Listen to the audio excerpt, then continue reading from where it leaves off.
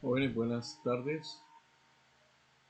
En la sesión de hoy nos corresponde desarrollar la presentación eficiencia, eficacia y efectividad que hace parte del ciclo de marco teórico pendiente por desarrollar en el módulo Principios Administrativos del programa Auxiliar Administrativo, System Center, Convenio, Articulación con la media. Bueno, estos tres conceptos son esenciales en todas las actividades que se desarrollan a nivel administrativo de cada uno de los roles y funciones que ustedes van a desempeñar en los ambientes de trabajo. Entenderlo es vital para que podamos desarrollar a cabalidad cada uno de los objetivos trazados en la planeación estratégica de las organizaciones. Entendamos la etimología de cada uno de los tres conceptos. Eficiencia, del latín eficiencia, acción, fuerza, virtud de producir. La definición de eficiencia es el criterio económico que revela la capacidad administrativa de producir el máximo de resultados con el mínimo de recursos, energía y tiempo. Significa que yo puedo alcanzar los objetivos de manera eficiente cuando despliego un mínimo de recursos, de energía y de tiempo.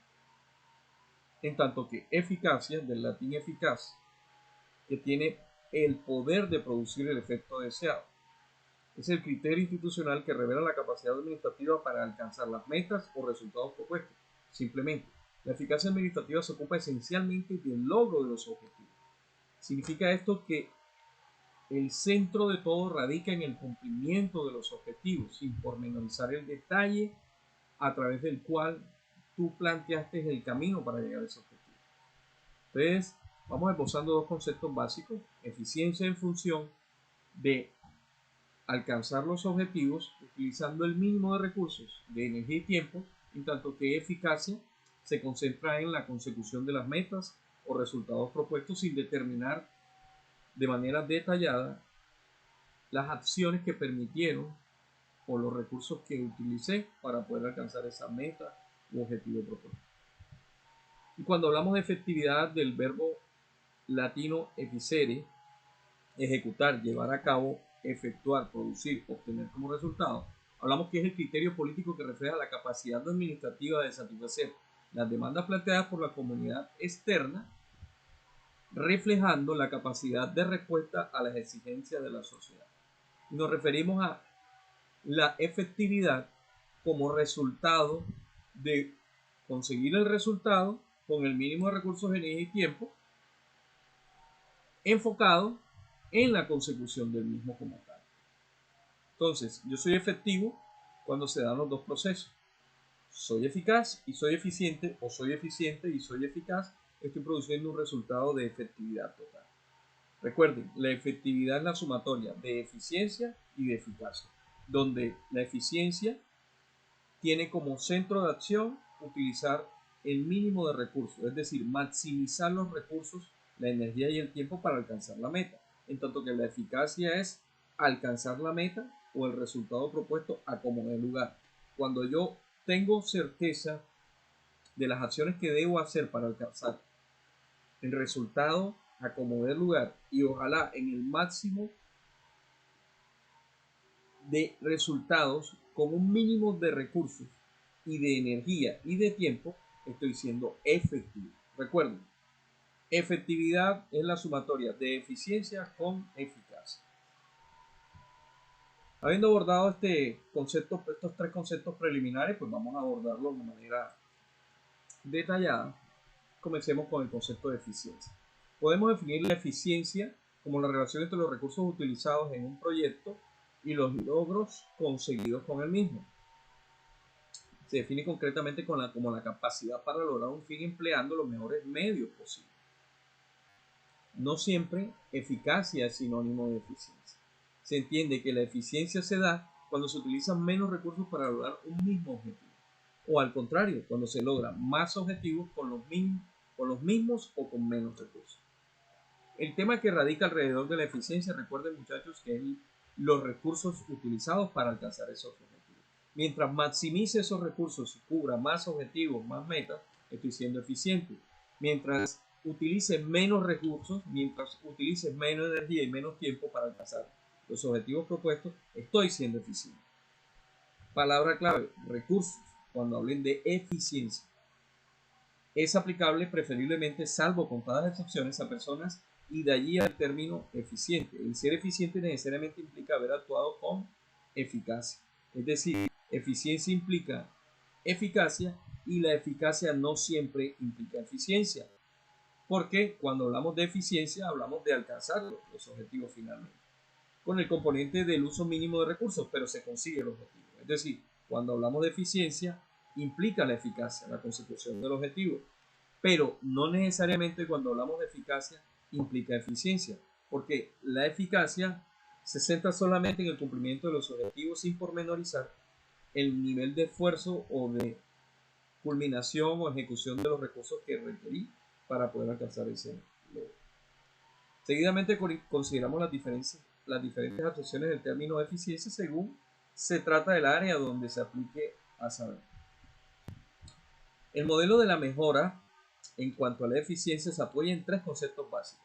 Cuando está en función de las personas, en función de los procesos y en función de los clientes.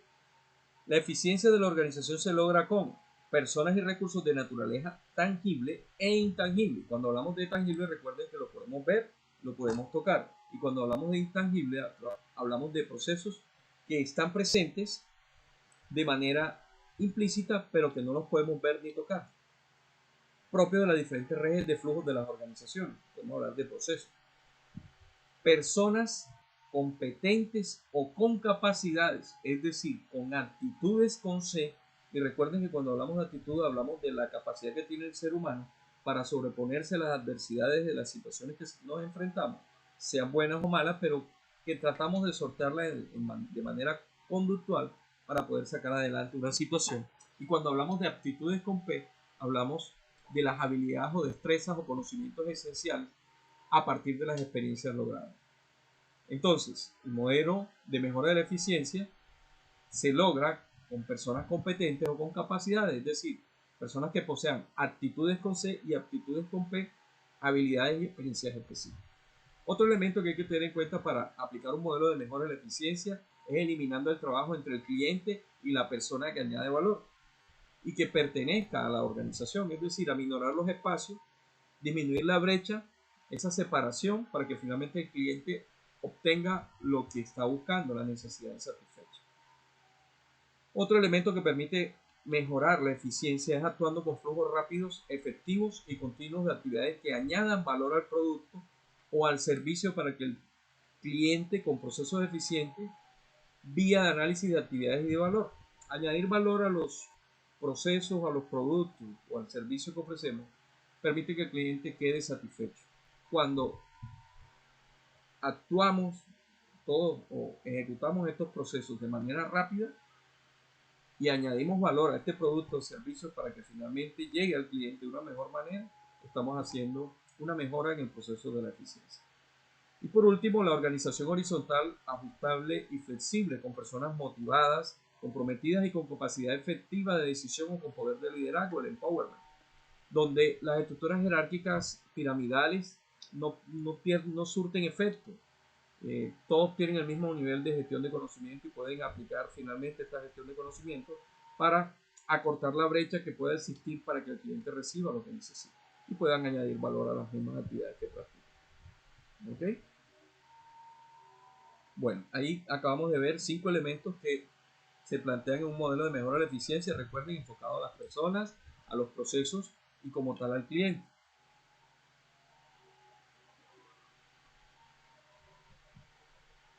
Que es un resumen de lo que acabamos de ver. A las personas que representen activos tangibles, los activos intangibles, sus capacidades, sus recursos, para que finalmente los procesos, después de un análisis de las actividades, se les añada valor, le incluyamos calidad, precio, tiempo, rapidez, para que finalmente el cliente reciba lo que quiere. ¿Ok? Eso en cuanto al término de eficiencia. Cuando hablamos de eficacia, podemos definirla como el nivel de consecución de metas y objetivos. La eficacia hace referencia a nuestra capacidad para lograr lo que nos proponemos, los objetivos planteados. Si tenemos la siguiente definición, según el reconocido Alberto Chabaneto, gran precursor del tema administrativo, con muchas publicaciones alrededor de ello, La eficacia es una medida del logro de resultados. Para Cons y Weyrich, la eficacia es el cumplimiento de los objetivos. Según Robbins y Coulter, la eficacia se define como hacer las cosas correctas, es decir, las actividades de trabajo con las que la organización alcanza todos los objetivos propuestos. Para Reinaldo da Silva, la eficacia está relacionada con el logro de los objetivos, es decir, los resultados propuestos, es decir, con la realización de las actividades que permiten alcanzar las metas establecidas. Simplemente eso. La eficacia es la medida en que alcanzamos un objetivo o resultado. Simón Andrade define la eficacia de la siguiente manera: actuación para cumplir los objetivos previstos, es la manifestación administrativa de la eficiencia, por lo cual se conoce como eficiencia directiva.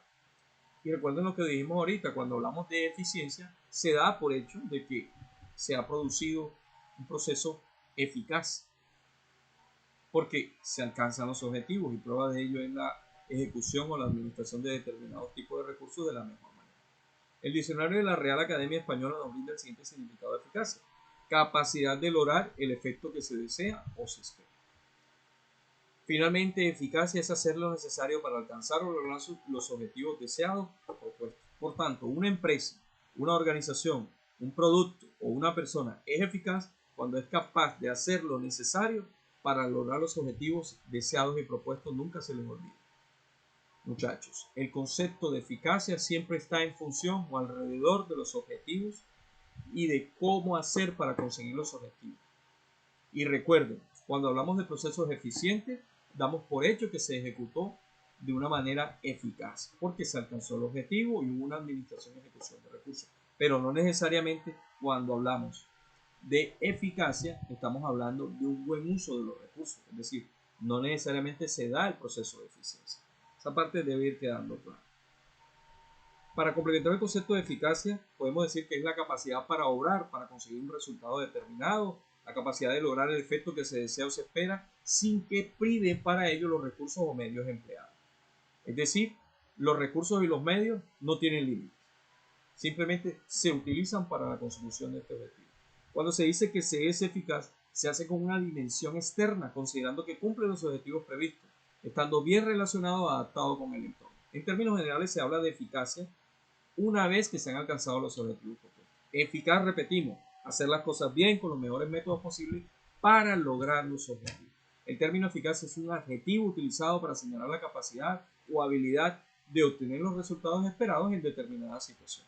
Aplicando el término para personas e individuos, también puede ser eficaz un dispositivo, un tipo de tecnología, un fenómeno natural y diversas cosas que no necesariamente tengan que ver con la posibilidad humana. Eficaz tiene relación con la idea de efecto, ya que es un vínculo directo entre causa y efecto, es decir, el resultado, la consecuencia, o estímulo y efecto. A determinada acción le seguirá siempre un resultado, es decir, un efecto. Cuando ese efecto o resultado es el apropiado y el buscado, la acción se transforma en una acción eficaz, porque no necesariamente en los procesos que apliquemos o en el efecto que propiciemos o estimulemos vamos a conseguir el resultado que estaba propuesto, pero cuando se consigue, cuando se halla, la acción está rodeada de un proceso eficaz. El término eficaz se utiliza en gran parte en ámbitos profesionales y empresariales en los cuales la aplicación de ciertos tipos de estrategias está directamente vinculada con la obtención de resultados que beneficien la actividad planificada. Es decir, la eficacia está siempre alrededor de los objetivos planeados previamente, no a los objetivos que surjan en el camino. No es algo imprevisto, no es algo inusitado. No tiene que ver con la improvisación, tiene que ver finalmente con una estructura de planificación previa. El concepto de eficacia tiene que ver con optimizar todos los procedimientos para obtener los mejores y más esperados resultados. Por lo general, la eficacia supone un proceso de organización, planificación y proyección que tendrá como objetivo que aquellos resultados establecidos puedan ser alcanzados. El término de eficacia se aplica principalmente a ámbitos en los que las acciones tienen que tener resultados específicos y controlados. Tal es el caso de los ámbitos empresariales y comerciales. En este sentido, la eficacia de una acción buscará en primer término acceder a los recursos, métodos y procedimientos apropiados que generen las mejores consecuencias para la actividad específica. Diferencias que existen entre la eficiencia y eficacia. A veces se suele confundir la eficiencia con eficacia. Recuerden que el primer término eficiencia está asociado a la buena administración de recursos o a la consecución de los objetivos con un mínimo de recursos. Y se le da el mismo significado que eficacia. Y la realidad es que existe una gran diferencia entre ser eficiente y ser eficaz. Recuerden, la eficacia difiere de la eficiencia en el sentido de que la eficiencia hace referencia a la mejor utilización de los recursos.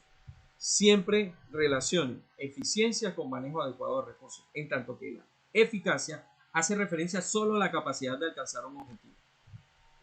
Aquella claridad con la que los hombres, las empresas, los procesos buscan de manera recurrente conseguir los objetivos, hallando la manera de utilizar los recursos a como de lugar, aunque el proceso no se haya hecho de la mejor manera, es decir, aunque no se hayan utilizado los recursos de una mejor manera. Podemos ser eficientes sin ser eficaces y podemos ser eficaces sin ser eficientes en algunos casos. Lo ideal sería siempre ser eficaces y a la vez ser eficientes. Es decir, lo ideal es alcanzar los objetivos y ojalá con la mínima utilización de recursos. Mientras algo puede ser eficaz porque logra obtener los objetivos para los que se llevó adelante tal acción, puede no necesariamente ser eficiente si no reconoce los mejores medios o métodos para hacer que tal resultado sea consecuencia de un apropiado uso de los recursos. Eficaz entonces puede ser una empresa o una institución en la cual se logran los resultados previstos, pero con un gasto enorme y superior de lo estipulado de recursos, por lo cual la eficacia termina no siendo del todo redituable. Es decir, no necesariamente conseguir los objetivos nos va a llevar a la culminación apropiada de lo que habíamos planeado. Mayor eficiencia se logra en la medida en que las distintas etapas necesarias para conseguir o arribar a estos objetivos se cumplan de manera organizada y ordenada sobre la base de su prioridad e importancia, mientras que la eficiencia consiste en la medición de los esfuerzos que se requieren para alcanzar los objetivos, es decir, hay que medir la energía, el tiempo, el consumo de los recursos, el costo, el uso adecuado de los factores materiales y humanos que hay que cumplir de acuerdo a una calidad propuesta, constituyen los elementos inherentes a la eficiencia. Recuerden eso. Los resultados más eficientes se alcanzan cuando se hace uso adecuado de estos factores, en el momento oportuno, al menor costo posible y cumpliendo con las normas de calidad requeridas. Cuando es un proceso metódico y sistemático, dirigido, la eficacia tiene que ver con los resultados simplemente, con lograr los objetivos. La eficiencia, en cambio, se enfoca en la utilización de los recursos, utilizarlos de una mejor manera para obtener esos objetivos. Pudiéramos graficar la eficacia versus la eficiencia con estos diferenciables que permiten tener una noción más amplia de los conceptos. Cuando hablamos de eficacia, es un sustantivo y se define como la capacidad de producir un efecto o un trabajo deseado. Cuando hablamos de eficiencia, es un sustantivo también y se define como la calidad o la propiedad de ser eficiente. ¿Ok? Ya hablamos de calidad, de parámetros, de acciones coordinadas, sistemáticas, bien estructuradas para alcanzar ese objetivo. Cuando hablamos de la eficiencia, se enfoca en la habilidad de hacer algo.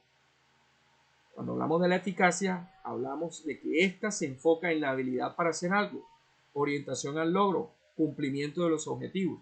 Cuando hablamos de la eficiencia también puede ser un adjetivo. Ejemplo, esta impresora es más eficiente que la anterior. Es decir, hay un parámetro de comparación de mejora que en este caso es la rapidez versus la impresora anterior. Y la rapidez va a permitir un mayor espacio de tiempo para poder imprimir más. Es decir, va a haber con el mismo esfuerzo, con el mismo planteamiento, una mayor productividad. Aquí un ejemplo aplicado en el ámbito laboral. Un trabajador eficaz es aquel trabajador que cumple con los requerimientos del trabajo, consigue los objetivos según lo que se le define. Otro ejemplo aplicado en cuanto a la eficiencia, en el ámbito laboral, un trabajador puede ser más valioso si es eficiente, ya que produce lo mismo con menos recursos. En síntesis, es erróneo intentar analizar el funcionamiento del Estado desde la lógica de la eficiencia. Este debe ser primero eficaz, porque el objetivo del Estado es cumplir a cabalidad todos los objetivos que propongan el bienestar de la comunidad. En cambio, la empresa privada debe ser primero eficiente por el tema del manejo de los recursos, que es más estadísticamente controlable los recursos porque dependen de personas naturales o jurídicas, no dependen del Estado cuya fuente de financiación son los terceros, las personas que rodean o conforman el Estado a nivel de los tributos y los recaudos que este mismo hace. Luego, también eficaz, esto es, más responsable por el impacto que su inocultable fin de lucro. En cuanto a las empresas privadas, muchas veces produce negativamente en la población. Es decir, la empresa privada debe ser primero eficiente, manejar adecuadamente los recursos, luego también eficaz, es decir, alcanzar los logros, los objetivos propuestos, esto es, más responsable por el impacto que su inocultable fin de lucro. Porque sí es cierto que el fin indiscutible de las empresas es el lucro, pero puede producir un impacto negativo en la población e incluso en la misma organización empresarial, porque puede terminar cerrando si no consigue los objetivos de la mejor manera. Allí terminamos los conceptos de eficiencia y eficacia. Recuerden, eficiencia alrededor de los manejos adecuados de los recursos y eficacia solo la consecución de los objetivos. Espero que no hayan quedado dudas y si surgen dudas, pues abriremos los espacios para que esto quede listo. Otro tema clave que debemos desarrollar son los entornos. Y existen dos tipos de entornos que coadyuvan o permiten que las actividades que se realizan en una organización empresarial se puedan llevar a cabo de mejor manera y que estos entornos impactan positiva o negativamente en determinados casos. Cuando hablamos de un entorno específico, hablamos de micro, que lo podemos asociar a microeconomía, microentorno. El microentorno hace parte de aquellas personas o entidades naturales jurídicas que están muy cercanas a la organización, por ejemplo, los proveedores, los clientes, la comunidad misma, el mercado laboral, las administraciones públicas, los competidores, las entidades financieras. Todas estas entidades o personas naturales que están alrededor de la empresa influyen, pueden impactar o influir positiva o negativamente. De allí la importancia de estudiarlos y tener control sobre su comportamiento para poder predecir ese impacto positivo o negativo sobre la organización. Mientras que el entorno general, podemos hablar de un macroentorno, también influye positiva o negativamente, pero ya no está muy controlado por la organización, porque son temas aislados que se salen de control. Por ejemplo, el tema tecnológico, la tecnología avanza abruptamente todos los días, y lo que hoy es actualidad, en un mes ya deja de ser actual y se convierte en algo obsoleto. La tecnología está en completo avance y no depende de la organización. En el entorno general, en el aspecto económico también, porque las crisis económicas afectan el desempeño de producción o el desempeño de la oferta y la demanda. Los aspectos políticos legales, es decir, la normativa de los gobiernos, las prohibiciones, los temas a nivel procedimentales, aranceles, impuestos, todo el tema normativo puede influenciar la actividad de una organización. Los aspectos socioculturales, que es el entorno que rodea a la organización o la empresa, pueden afectar de una u otra manera. Los medioambientales, que tampoco, por ser externos, por ser un macroentorno, no dependen de la organización y pueden indiscutiblemente afectar positiva o negativamente las actividades de la organización. Y para finalizar, los demográficos, que tiene que ver con aspectos muy característicos de la población que interviene alrededor de la empresa, aspectos socioculturales, aspectos medioambientales, aspectos políticos, aspectos económicos y tecnológicos. Recuerden, pertenece al macroentorno. El entorno específico, que hablamos que es el entorno más cercano, o microentorno, comprende aquellos elementos que están cercanos a la empresa, relacionados estrechamente con ella y por tanto tienen una influencia muy directa. Un ejemplo muy claro son los clientes. Sin ellos la empresa no tendría ingresos y por tanto desaparecería. Es la fuente principal de ingresos de la organización. Además es necesario orientar las actividades productivas y comerciales a satisfacerlo. En ocasiones los proveedores o los clientes tienen mucho poder de negociación debido al tamaño que tengan e imponen unas condiciones a las mismas empresas. Así sucede, por ejemplo, con las grandes superficies comerciales que, siendo proveedores o clientes, obligan a los mismos, en este caso la mayoría de empresas pequeñas, a aceptar unos precios muy bajos y unos plazos de cobro muy largos, jugando con los intereses de ellos, pero por efectos de la incidencia que estos tienen como grandes superficies pueden poder influir en ello. El análisis del entorno específico es fundamental a la hora de decidir dónde se ubica la empresa, es decir, conocer todos estos elementos que están de manera cercana y que influencian positivo o negativamente la organización es muy importante. Los principales componentes del entorno físico son los grupos de interés o también llamados stakeholders. Los accionistas, la máxima autoridad de la empresa viene a ser la Junta General de Accionistas, ya que ellos han realizado determinados aportes para que la empresa pueda constituirse. En la mayoría de los casos, la Junta encarga a un gerente general o un CEO la gestión de la empresa y espera con expectativa ver crecer el valor de sus acciones. Los proveedores, toda empresa sin excepción necesita una serie de entradas o inputs para realizar su proceso productivo. No depende solamente de las acciones que ellos hagan de manera directa. Las empresas o personas que los proporcionan se denominarán proveedores cuando se trata de factores como electricidad, agua, teléfono, que no son propios de la actividad específica de la organización. A las empresas son estos los que sirven y les suelen denominar suministradores. Los cobradores, que es el personal con el que cuenta la empresa u organización. Los colaboradores pueden ser contratados a tiempo completo y parcial y se caracterizan por la relación de dependencia que tienen con su empleador. A cambio de trabajo reciben una remuneración. Todos los colaboradores son aquellos que de manera contractual, independiente de la figura que se establezca, prestación de servicio, obra labor o vínculo directo de empleo, reciben una remuneración por las actividades prestadas a la organización. Los clientes son los destinatarios del bien o servicio prestado por la empresa. Pueden ser consumidores finales o bien otras empresas que usan estos productos como input en los procesos productivos. Recuerden que existen los clientes internos y los clientes externos, y cuando hablamos de los clientes internos nos referimos a los colaboradores de áreas o dependencias que de una u otra manera tienen una necesidad directa de las actividades que nosotros realicemos desde nuestra área de trabajo. La diferencia notoria es que los clientes externos producen ingresos inmediatos y de manera directa a la organización, mientras que los clientes internos, el tipo de aporte o valor que agrega a la empresa está dado en la medida de las acciones que conduzcan a que esto se dé. Es decir, depende de las acciones propias desde su especialización o desde sus obligaciones contractuales. Medio ambiente es el entorno o medio en el cual está ubicada la organización y el funcionamiento de esta puede originar un impacto positivo o negativo. El gobierno, aquí nos referimos al Estado y al sistema que regula la actividad de las empresas. Es fácil comprobar la relación existente, como les dije. La comunidad, existe un elemento del entorno específico que ya en muchos casos se olvida y sin embargo está fuertemente vinculado a la empresa.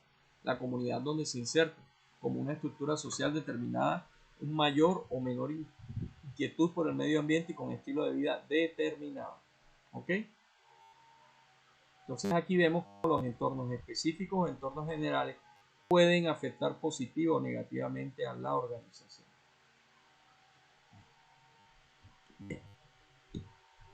Dentro del concepto de administración, gerencia y gestión hay unos tópicos que debemos tener en cuenta. La administración es un concepto que incluye 4 procesos. Procesos administrativos que son planear, organizar, dirigir y controlar. Recordando que la planificación está dada en realizar procesos y acciones concretas que permitan ir acorde a los objetivos, a la misión, a la visión, a los valores corporativos, a las políticas corporativas y a los objetivos de la organización para cumplir su actividad principal. Cuando es una organización empresarial que persigue el lucro o cuando es una organización que persigue una posibilidad de subsanar una necesidad de tipo social. Hay que planificar teniendo en cuenta estos objetivos. Hay que organizar, saber cómo distribuyo los recursos, con qué tipo de recursos cuento. Recuerden que hay unos recursos principales, que es el recurso humano, recursos físicos, son las herramientas o elementos que me permiten desarrollar la actividad.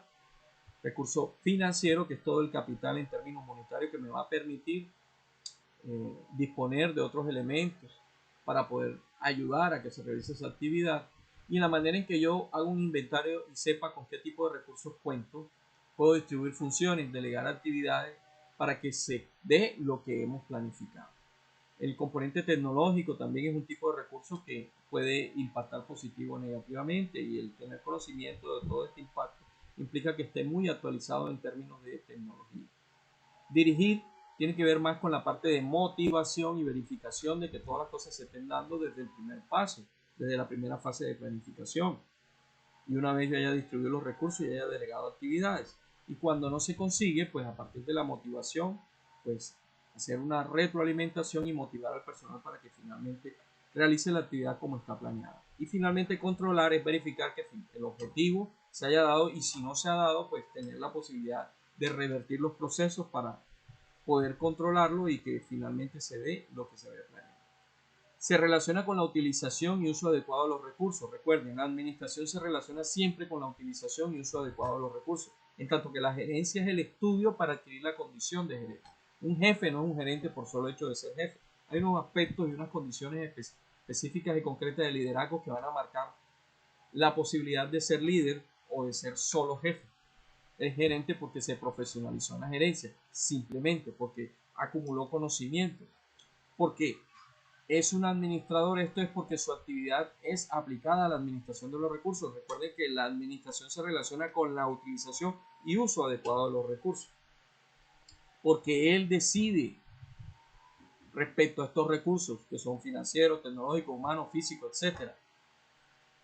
Lo que conlleva a un poder, porque este poder lo relaciona directamente con el concepto de dirección, la cual pasa a ser una responsabilidad. La dirección es una responsabilidad de todo gerente y las responsabilidades son indelegables. Se puede repartir actividades concretas en términos operativos, pero la responsabilidad siempre va a estar de la mano del gerente. Ahora, repetimos, no es lo mismo ser un gerente a ser un jefe. Un jefe no es un gerente por el solo hecho de ser jefe. Cuando hablamos de jefe, hablamos de un cargo de poder. Cuando hablamos de gerente, hablamos de unas condiciones y unas habilidades más allá de ese cargo de poder. Ahora, en una organización pueden encontrarse distintos niveles de organización: nivel bajo, nivel medio y nivel superior. Así existirán esos mismos niveles de gerencia. En el nivel superior se encuentran los llamados altos directivos, que frecuentemente hacen parte de la junta directiva de las organizaciones, que son los que toman decisiones a partir del poder que les inviste ser dueño de acciones concretas en cuanto a aporte de valor para que se produzca un resultado que genere unos dividendos. Para el caso de las instituciones escolares será el rector o un director escolar, por ejemplo. El liderazgo es un valor agregado a la condición de ser gerente. Dirigir bien o mal depende del nivel de liderazgo que se ejerce. Se puede ser un buen líder y ser un mal gerente. Se puede ser un buen gerente y ser un mal líder. Por eso, cuando se clasifican las actividades en actividades de gerencia y actividades de liderazgo, resulta ser una inconsistencia. Recuerden que el liderazgo está dado más que ejercer el poder, arrastrar multitudes a partir de tener identificado que el bienestar general prima sobre el individual. Las masas se dan cuenta de esto y crean lazos de seguimiento a esta persona que tiene claridad de que el bien general prima sobre el individual. Pero recuerden, cuando hablamos de líder, no es lo mismo que hablar de jefe o de gerente. ¿Ok? El liderazgo es un valor agregado a la condición de ser gerente. Es algo adicional. ¿Ok? Se puede ser un buen líder y ser un mal gerente. Se puede ser un buen gerente y ser un mal líder. ¿Ok? Nunca olviden eso. Tanto el liderazgo como la gerencia son vitales y uno sin el otro son insuficientes. Por eso ahora se piensa en el ejecutivo global que decide e influya en uno de los tres aspectos clave de la efectividad: resultados directos, valores y decisiones sobre el personal. No se puede liderar las cosas, no se pueden liderar inventarios, ni flujos de cajas ni de costos, tampoco información, tiempo, estructuras, procesos, instalaciones ni herramientas. Todo esto tienes que controlarlo. ¿Por qué? Porque las cosas no tienen el poder ni la libertad de elegir. Solo la gente puede hacerlo. Así solamente puedes liderar personas y controlar cosas. Se lideran a las personas y se controlan a las cosas. El problema reside cuando pensamos desde la administración que podemos controlar la gente. Exagerado control sobre las personas y una pésima y deplorable dirección son los factores de una mala gerencia. En este sentido es que hablamos de dirección. Va orientada a mejorar el desempeño de las personas a partir del mejoramiento de su condición humana, a partir del crecimiento que las áreas de gestión humana y los mismos cargos de gerentes deben tener claridad para poder dirigirlos. La gestión se refiere al nivel de logro de las metas, objetivos y resultados. Ya se mide a través de los sistemas de control.